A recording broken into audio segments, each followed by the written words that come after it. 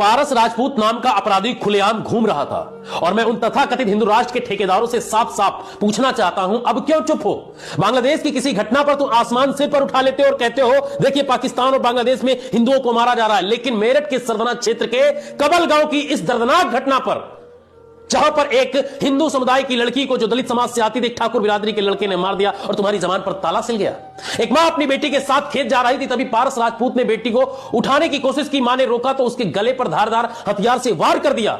मां खून में लथपथ गिर पड़ी और उसकी बेटी को उठा लिया गया। 48 घंटे तक बेटी का कोई लापता नहीं है और मां ने अस्पताल में दम तोड़ दिया। अब सवाल यह है, कहां गए वो धर्म के ठेकेदार? कहां गई तुम्हारी इंसानियत? कहां गया तुम्हारा न्याय का नारा? तुम बताते थे ना बांग्लादेश में हिंदुओं पर अत्याचार हो रहा है, यहां पर हिंदू के देश में हिंदू पर अत्याचार हो रहा है, तुम्हारी मुंह सिल जाता है। बांग्लादेश में अत्याचार हो तो तुम चिल्लाते हो और यहां दलित बेटी उठाई जाए, मां की हत्या हो जाए तो तुम चुप हो जाते हो। क्यों? क्योंकि आरोपी तुम्हारी जाति का है। इसलिए सच यही है, तुम लोग न्याय नहीं, तुम लोग जानते हो एजेंडा चलाते हो। दलित की मौत तुमको दिखती नहीं है।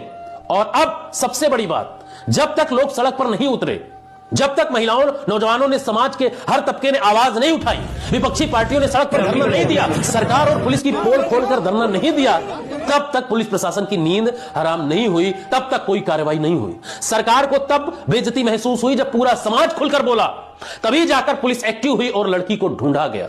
सोचिए, अगर लोग धरने पर ना बैठते, अगर महिलाओं की आवाज ना उठती, समाज के लोग सड़कों पर ना उतरते, विपक्षी पार्टियां ना आती, अगर समाज सड़क पर उतरकर सरकार को आईना ना दिखाता, तो क्या उस बेटी को कभी ढूंढा जाता?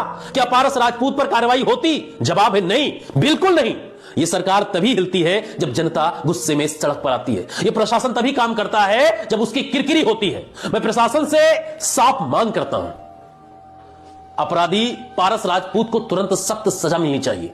इस केस की फास्ट ट्रैक जांच हो, बेटी के परिवार को सुरक्षा और न्याय मिले। और अगर यह सब जल्द नहीं हुआ तो याद रखो कि किस तरीके से जब पीड़ित परिवार के लिए लोग सड़कों पर उतर सकते हैं तो उसको न्याय दिलाने के लिए कुछ भी कर सकते हैं। हम भी ठेकेदार हैं, किसी एजेंडे पर चलने वालों के भरोसे नहीं बैठेंगे। हम न्याय के लिए लड़ेंगे।